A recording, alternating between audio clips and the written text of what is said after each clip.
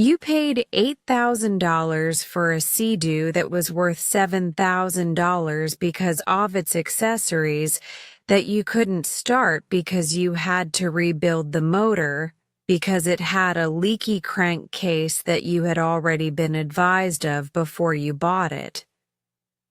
Yes, Judge Judy. So what did you do? I actually could not get it started. Bleep Ferguson came over to my house. We tried to crank it over, and it has 2 engines, by the way. The number 1 engine wasn't starting. Number 2 is fine. So, typically in this case, the engine had a bypass on it, which meant that there was a separate mechanic other than Mr. Fountain over here that actually put a bypass that would stop the oil from leaking from the crankcase, which, in turn, you have to take the spark plug out, then put a rag over it. Judge Judy. Just a second. Don't explain the whole thing to me. You tried with Mr. Ferguson there and another mechanic. No, Mr. Ferguson, the owner. The previous owner. Judge Judy. Mr. Ferguson came to try to doctor up, because he probably likes the way you landscape, to try to doctor up this machine that you paid a lot of money for and that was useless to you, and it didn't work.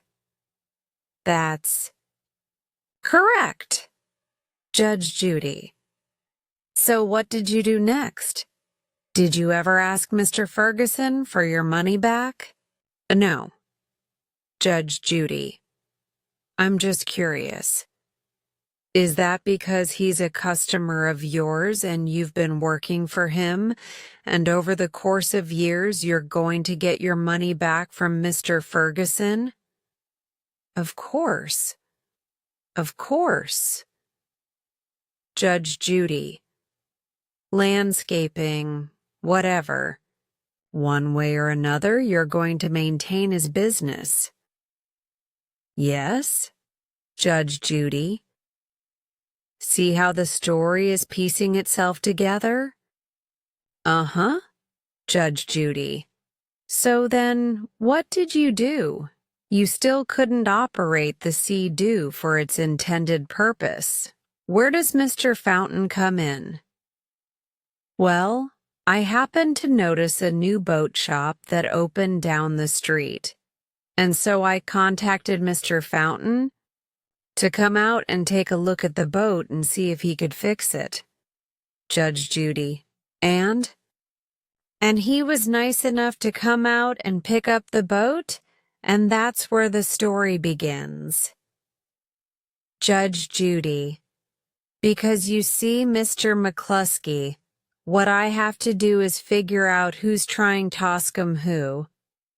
So I'm going to ask you, sir, whether this is your signature on this answer that you swore to. Yes. Judge Judy. I would like you to read the first line after it says, Jody McCluskey, being duly sworn, deposes and says, I do not owe the plaintiff any money. Read that line. I do not owe the plaintiff Roger Fountain any money. Judge Judy. Read the next line. All right. I was a new boat owner at the time. I called Roger and I was only looking for an oil change. That is all. Judge Judy. Period. Judge Judy. I was a new boat owner at the time, and I was only looking for an oil change. That is all that was needed to fix my boat, and I made that clear to Roger before he picked it up. Well, that's not true, Mr. McCluskey. Can I have that back? Please? That's clearly not true. You couldn't get the Sea-Doo started. The owner of it came over. He tried a little bit of this and a little bit of that, and you still couldn't get it started. So, you couldn't use it. So your boat just didn't need an oil change. Your boat needed to be fixed.